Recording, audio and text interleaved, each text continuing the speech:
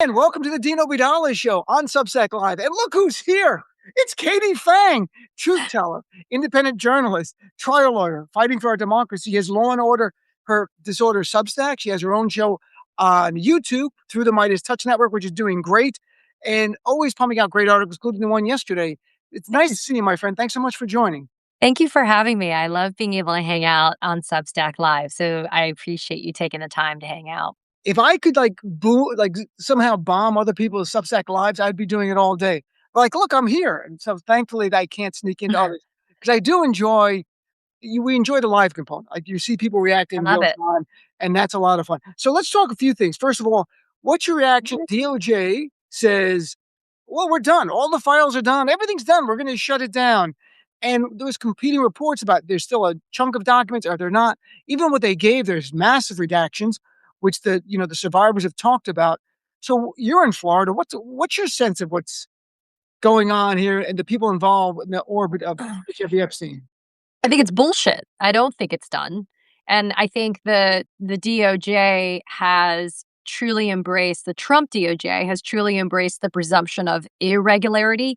And because we should not presume regularity anymore when it comes to anything with this administration, I think people like Ro Khanna and Tom Massey trying to push for the appointment of a special master and getting rejected, which I understood why the judge rejected that request. But what they sought, Dean, was a third person who's not a part of the administration, who's not a part of the victims and survivors group, who's not a part of Congress, who understands the law and understands what compliance looks like under the law. And that person should be there to call the balls and strikes. That person should be there to ensure that when somebody makes a representation, as tragic as it is that we cannot believe the DOJ these days, Dean, somebody from the DOJ makes a representation. Unfortunately, it has to be litmus tested for veracity and trustworthiness. And so we need somebody who is appointed by a judge who makes that decision. Because right now, nobody believes it. Why? Because there's been either a moment of Keystone Cops, which is total negligence and stupidity and incompetence, or there is that maybe foundationally with the next layer of nefarious, intentional, criminal, conspiratorial misconduct on the part of this DOJ to benefit Trump and the cabal of pedophiles that he continues to want to protect. And so I think that nobody should take that representation on its face. And as we've seen, as independent sleuths who I welcome on the internet and across the globe start to poke and look and draw into, and pull on threads, we're seeing more and more has either been illegally redacted or it really does answer, it raises more questions than answers, which means that there's more there and they're just not giving it to us. To me, I put the politics aside. There are over 1,000 victims. I had Lisa Phillips on my show, who's a survivor. I've watched other survivors on other shows. You have women who are demanding accountability. They are willing to work with the DOJ to bring accountability. Some of them can identify the people who abuse them or those documents would help them, yet they're going to prosecute nobody. Zero. Do you think we need a special prosecutor, not just a special master? Yes, I think that would be wonderful, but we're never going to get that from this DOJ, right? So I'm trying to think of the paths of least resistance that could be achieved because I don't think that we can. First of all, I don't think we should be forced to wait for the Democrats to be back in power to be able to run oversight and to be running these committees and to have true congressional subpoena power that must be obeyed. I feel like we need to be in a position where we can try to pick the low-hanging fruit that's going to get us there. I resent the demands that the victims themselves have to publicly identify and kind of do the work for the law enforcement. That has never been the case. They should not have to do that whatsoever. And I do think that they have continued to do the most that we can ask of them as we simultaneously re-traumatize them for the sake of journalism, for the sake of politicization, for the sake of almost entertainment for some people, right? It has become sport. This Epstein files topic has become sport for some, and it's a disgrace.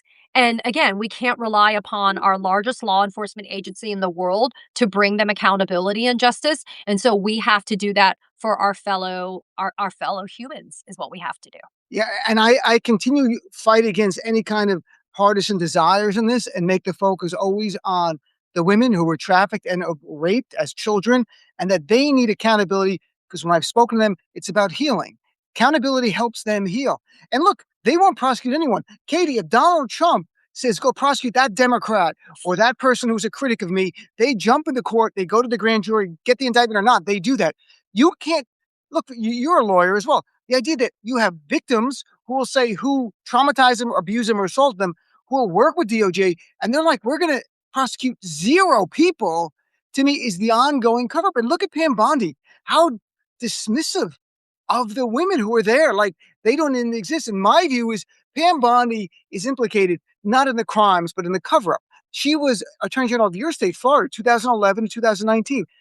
Jeffrey Epstein was still running a child sex ring. We know from the emails now. There were emails going on in 2012, 13, 14. She didn't investigate him at all. She prosecuted other child predators. There were headlines. You can Google it. She was so proud, but never investigated Epstein. In my view, and I'd love to hear your view, is to protect people, not just Trump, other powerful men who helped her up the political ladder in Florida. That's my view on it. Well, Pam Bondi ran for Attorney General of Florida, which is a statewide elected office, and part of her platform included her desire to go after trafficking, human trafficking Mm-hmm. specifically, which in this instance, this was trafficking of humans that happened to be children. Right. And so she touted that as some crown jewel in her campaign to be the Attorney General. And she has said, even when she appeared in front of House Judiciary last week, she was like, I have been a career prosecutor and, representing and defending victims has been my call to duty. And yet, when Congresswoman Jayapal asked her to turn around and apologize to those victims, she refused. And when asked if any of those victims had been contacted by DOJ despite their outreach to DOJ, none of those women could sit down representing that they had contact with DOJ, which just goes to show there's a whole lot of lip service that's being paid to this concept of justice, which is why we need to have accountability hearings at a minimum once we are back in the positions of power as Democrats. There is reference, Dean, all the time to the Nuremberg trials. Mm-hmm. And I think that it is a fair comparison because you can only get so much truth and transparency from people when you're kind of not in the majority. And I think that you really need to be able to lower the boom on people that were complicit in this. There was a fantastic line, I think that was from Ted Lieu, who said during her testimony last week, I agree that the ball has been dropped through several presidential administrations and several attorneys general, including Merrick Garland, Right. including Bill Barr. But he looked at her and he said, and this is Congressman Lieu, he said, but this is your chance to step up and do right by these women. And that for me was one of the most powerful messages that could have come out of that hearing, Dean, because he's right. Yeah. These women have been failed since they've been little children by this system and by this world. I would think that if you're the attorney general, how great would it be to put on your cape and say, I am here to help you and to make this right? But she's not. And I think that alongside Kash Patel, Todd Blanche, and others, that they need to have a day of reckoning and that Mm-hmm. it better hurt and hurt very badly for them. Yeah, and the bottom line is Donald Trump said a little over a week ago, we have to move on. He said it before, but this time it appears he gave the order. The idea we're moving on, America has to focus on other things. So Pam Bondi's doing what her boss says, not what's in the best interest of the women or the country or to deter other men from running other child rape rings and sex rings. It's whatever Trump wants. That's her whole job. I mean, Katie, as you know, this is the same Pam Bondi who protected Trump against an investigation in Florida for Trump University. That's right. There were numerous Florida residents saying, I was defrauded. I live in Florida. I was defrauded by this guy's university. Help me out. And she said no, and she gets a check for $25,000. And as I wrote about, then Trump had a fundraiser at Mar-a-Lago for her. like about a month later to raise even more money for her. It's quid pro quo She transactional, was on his impeachment defense team. She's right? an election denier. She has been his personal counsel. Todd Blanche, same thing, personal counsel. Emil Bove, personal counsel. Alina Habba, Lindsay Halligan. The list goes on and on. These are all personal lawyers that have been rewarded for their loyalty, and they passed the purity test. And so they were able to go and get coveted positions in our federal government, which, by the way, look, even if you had done that representation of Trump before you went into federal practice, okay, maybe that could be a disqualifier, but it didn't mean that you actually had to continue to drink the Kool-Aid once you were in federal government. And yet they all have to the nines, right? And so I feel like there's this concept in the law, especially in criminal law. We have something called a criminal punishment code. And what it means is it dictates it has to do with sentencing, right? And it's this idea that you commit a crime and you are punished accordingly.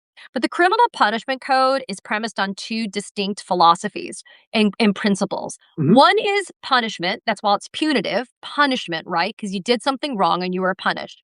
But there's also a principle of deterrence that exists in our criminal punishment code.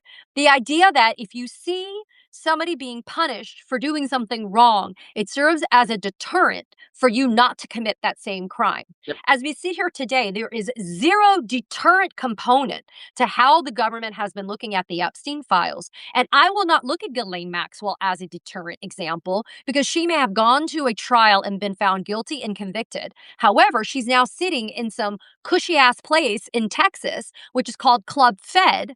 And Yep. so she cannot be held up as an example of deterrence. And so we once again look at somebody who suspiciously died while in custody, while awaiting trial, which is Jeffrey Epstein. And then you and I, again, and thousands of people out in the world are not, I'm not a professional internet sleuth, and yet I can look at a document and see there are people whose fingerprints literally and their DNA is literally all over this child sex trafficking ring, and yet it's only been Jeffrey Epstein and Ghislaine Maxwell that have ever had to be a part of our judicial system. It's unbelievable because there's transactions of money. There were other women involved. If you watch the documentaries, I think Big Dirty Money, there are other women talked about who worked with Ghislaine a little bit. And in the house with Epstein, they haven't been charged either. So, your idea of punishing the terror, Because they were co-conspirators that got they the were. benefit of non-prosecution Well, that was a courtesy of bullshit Alex agreement, Acosta. Alex. That's such a bullshit That's right. agreement. But Right. what you just said earlier, I say on my show to the point where people are probably tired of it. Punish and deter. That is that's the underneath our criminal justice system. That's how it's supposed to work. You Mhm. punish wrongdoers for being bad and to deter them and others from That's engaging in right. the same conduct. It's Yeah. like, oh, that person went to jail. How many people? And that's why you have to charge the ICE agents. If they believe they have immunity and it's not pierced by at least some prosecutions, even if you don't win, they really believe they're above the law and then get away with everything. But I wanted to touch on something about because people have raised in the chat here and in our conversations before Sure. pardons that Donald Trump is going to leaving. He's going to pardon everybody, everyone who ever worked for him. We know that, and maybe there's an argument for some. It's going to be hard to overcome the pardon. But what about the disbarring of people like Pam Bondi? Her DOJ, under her direction, has gone to grand juries and gotten zero indictments more than once, showing there wasn't probable cause. There's a rule of professional conduct which says that a prosecutor must have probable cause to go to the grand jury and make an application. They violated that with the 6 Democrats, with the subway guy before, with James Comey, with Tish James, not James Comey, Tish James, the other one. There's a pattern here. Do you think there's a chance she and others lawyers in DOJ could be disbarred when this is over? Yeah, but I mean, look, let me speak from the very personal perspective of the Florida bar, which before I left and did the full time TV and now I'm back, I do a little bit of law still. The Florida bar has had several referrals concerning Pam Bondi and they have not moved forward. And their excuse is she's a sitting elected official, or excuse me, a sitting official. And Right. so we're not going to pursue anything against her as a sitting official, an active official. And it's really disappointing because It makes me wonder, so you're going to let her continue to cause damage as a member of the Florida Bar, which is a venerated institution that we have to apply to. And you have to be a member in good standing to keep your Florida Bar license. I think people need to understand. I sat and I took a bar exam, and then I had to apply for admission to the Florida Bar to be able to practice in the state of Florida. My federal court admissions, not only in Florida, but across the country, as well as any pro hac vice or other admissions in other jurisdictions in the United States, relies upon me being a member of good standing of the Florida Bar. The Florida Bar, to your point, Dean, could gatekeep and could protect people from continuing harm being perpetrated by a member of the Florida Bar, specifically Pamela Joe. You know who else is a member of the Florida Bar? Is Todd Blanche, right? There are Oh, other Stanley Woodward. There are other people that have been a part of what I call the law lackeys or the enablers of Donald Trump, and they also have Florida Bar membership. They should be regulated in real time. I am. A lot of people are, right? Why sure. they're going to allow this woman and others to continue to cause all this harm and then turn around and do what? Then seek to counsel or discipline or reprimand her later? Then seek to have a revocation of it? I mean, we've seen people like Rudy Giuliani face bar and disciplinary proceedings, Jeff Clark, others. Nile stuff in Fulton and in other places. Sidney Powell is another example. To be pardoned and may not look at criminal exposure for your criminal conduct. A, doesn't mean you don't get state exposure on a criminal level. And B, it doesn't mean that you get to keep your bar license. But the sad thing is, Dean, you get lawyer proper to continue to make money if you're a part of the grift. We have to stop the corruption and the grift. I think if you show people they cannot benefit from the corruption and the grift, it doesn't make a difference if they're a business person, if they're in tech and AI and crypto or whatever. If they're never going to financially benefit from it, then they're not going to be a part of it. But because they all have their fingers in the till right now and they're all reaping a financial and pecuniary benefit, it doesn't serve them in any way to actually find Jesus and do the right thing. Yeah, we've never seen more rank corruption in our lives from an administration with Donald Trump. And the New York Times even wrote an article about over $1 billion, and they even said that was an underestimate. I want to touch on last two things here. They're in a way, in the big picture, related. One was your article about the big law firms, but before that is what happened with Colbert. And because Colbert not being able to put James Tallarico on was not because there's an FCC rule yet. Just so it's clear, Brendan Carr, FCC, he is considering changing the rules where if you have a qualified candidate on for any office, you have to have them on, even entertainment. Like, and Colbert went through that on his show yesterday because this is not the rule yet. But the lawyers at CBS go, no, we're going to follow this rule that's just been proposed. It's not the real rule. And it's about the lawyers doing the worst thing to make Trump happy and do the bottom line for their company. I mean, Colbert even joked, this was clearly a financial decision. And that's what it is. So I want to get your reaction because it really does tie into your article about the big law firms capitulating. And it was all about bottom line and not about the law, not about doing what's right. Bottom line. Same thing with the CBS lawyers yesterday. Yeah, it's profits over people. And I think we've seen how incredibly destructive that is to democracy. What's remarkable is nobody wants to stop people from succeeding. I want you to be successful. I want you to live and thrive and do well. I want that for everybody who's tuning in and those that are not.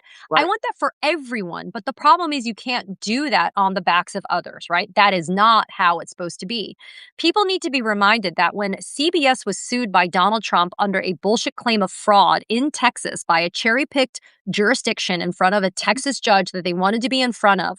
And they sued over a bullshit claim of manipulation of a video interview of Kamala Harris as a presidential candidate on 60 Minutes. A condition of that settlement was the elimination of DEI practices and policies and the installation of an ombudsman who has a conservative background, who now sits there and acts as the gatekeeper as to what is kosher and what is not at CBS. Then you add in the element of Bari Weiss. You then add in the fact that you had the Skydance Paramount merger. You have all of this that factors in. And so basically, you have a totally muzzled mainstream media outlet. I used to call CBS, NBC, and ABC the holy trinity. Because for me, when I was growing up as a child, those were really the only things we had when it came Right. to TV. I grew up when there wasn't cable, right? I mean, I was born in the 70s. And so for me, you watched just what was on TV, ABC, CBS, and Hmm. NBC. So when you sat down at dinner and you had the Walter Cronkites and you had the Tom Brokaws and you had the Peter Jennings, like these are people that you grew up with that you watched and you knew were the news. There was never a question of politicization of what they were doing. Sure, was there corporate oligarchs? Of course. But, it definitely was not what we're seeing at this level now. And so, one, kudos to Colbert for saying, fuck you. I'm Yeah. not going to sit here. You guys have already canceled my show. The worst case scenario is you cut me later Right. earlier, excuse Yeah. me, than you did. Number two, the Streisand effect. I talked about this earlier today. Now, more people are going to go watch Colbert and James Tallarico on YouTube than they would have maybe necessarily on Colbert's show. And then number three, what is the lesson to be learned? We're not going to go to CBS. If you're a candidate or you're somebody that wants to be able to have a free media, free speech platform, you're not going to take it to CBS. You're going to take it somewhere else. Anderson Cooper not re-upping his contract with 60 Minutes as a correspondent because he knows that what is going to be delivered is not going to be the work product that he wants. But this all comes from litigation. And Senator Elizabeth Warren made demands via written letter as a member of Congress asking for details into this settlement that was reached because she said it smacked of bribery and quid pro quo, which is exactly what happened with those big law firms last year, where they have pledged $1 billion in pro bono legal services so Hmm. that they either got an executive order removed or they didn't get one at all. They got their security clearances kept, or if they were revoked, they were reinstated. And they got to keep their lucrative federal contracts and their access to federal buildings, etc. That is bribery. That is quid pro quo. And that's why I sent that letter to the managing partners to say, put up or shut up. Show me what you have done under these pro bono legal hours that you have given to this administration.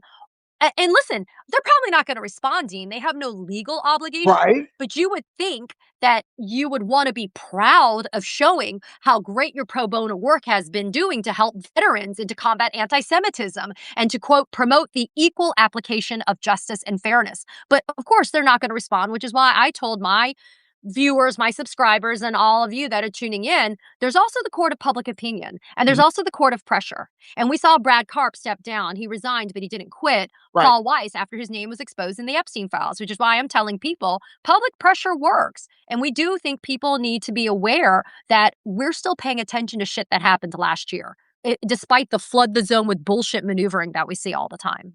I think the only way we can all do that is as each of us, you lean into your expertise. Like you're in the law field, that others will focus on ethics, like maybe Norm Eisen and some of those. Like we can't do everything. It isn't. We don't have the human bandwidth for what's going on. I mean, the outrage every day that I feel over things drives me crazy. So you send a letter to the law firms. Have you seen any reporting whatsoever before that about anything they've done? Because the deal was, and you touched on it, was like, we're going to give you this pro bono stuff to help your administration. What was it like fighting for the name change at the Kennedy Center? Like, what did these lawyers do?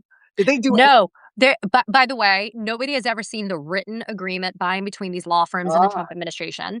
And even though it was supposed again to go towards, things that were Trump approved or that were supposed to be helpful or whatever, like combating anti-Semitism and helping veterans, right, et cetera, we've now seen public forward-facing statements by Trump and the administration that it's going to go towards helping them negotiate trade deals and tariff issues with foreign nations. It's going to go towards helping the coal industry.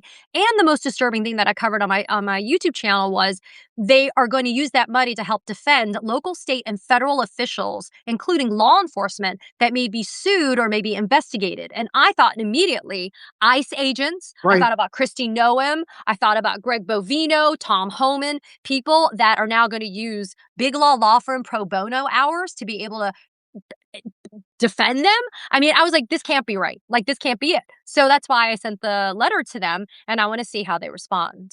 I look for. I hope you get some responses. It'd be remarkable if you do. I mean, did you call on people to also send their own letters, or do you want that you did it? Is there anything else we can do? Let me put it that way to It's help. just, it was an open letter. It was sent by me to all of them, Right, I and saw then the I'm letter. It's a I'm very going good to give letter. them a little bit. I'm going to give them a little bit of time to respond, and then I'm actually going to lean on, and I'm going to keep everybody updated on any responses that I get, right, if any. But then I'm going to start leaning on my connections in the legal world to be able to put more pressure on them, inclusive of me like cold calling these people too and being like, you need to answer this because this needs to be answered. I also CC'd the heads of their pro bono divisions at these law firms because you know Mm, what they do, Dean, that's disgusting? They have they make billions in revenue every year, right? no. And they're on their law firm websites. They're like, we're so proud of our pro bono efforts, blah, blah, blah. And I'm like, okay, well, if you're so proud, then you have no problem putting your money where your mouth is, literally, and showing your hands and telling us what it is. But listen, sometimes people can be shamed into compliance. So we'll see whether or not they do anything. Well, a lot of these law firms have offices in Manhattan where I live. So if you want me to go over, I'm half Sicilian. I go over like Katie Fang sent me. Let me see the Got letter. it. Guys, Yeah. It would be unfortunate for something something to happened to you. God happen. forbid that this partner over here, the elevators, the things happen all the time. Things Boom. happen all Why the don't you just tell time. me You the never pro bonus? know. So, all right, Katie, it was great. It's been too long. It's been like 6 months. Hopefully, we'll chat more frequently than every 6 months. Anytime. Anytime. Where do you want people to follow you? Where's the best place for them to follow your work? You're doing amazing stuff. I appreciate it. So every day I post new content at Katie Fang News, which is my YouTube channel. I'm doing it in partnership with my buddies over at Midas. And then I'm also at Substack at Katie Fang, and that is where I am on all social media platforms. And any support people can give would be great. I did leave, mainstream media to be able to do this, and it's been a wonderful ride. It's also been one of the most important and meaningful work I've done in my life. I've been a lawyer for decades, but I will tell you, Dean, that the chance to be able to go to a place like Minneapolis, St. Paul, Mhm. to be able to go to the Supreme Court and to go into Congress and to be able to be there and do also in the field reporting has been really, I think, a critical part of my role on being on the right side of history. And you're making a difference, and it's important. And all of this independent media now is more important than ever. Our conversation about CBS is just the beginning of more we're going to see. So, thank you, Katie. Thanks everyone for tuning in. It was great seeing all the people here. We really appreciate it. Have a great day. Look forward to the future, Katie. Thank you guys. Good to see you. Bye, Dean. Bye bye.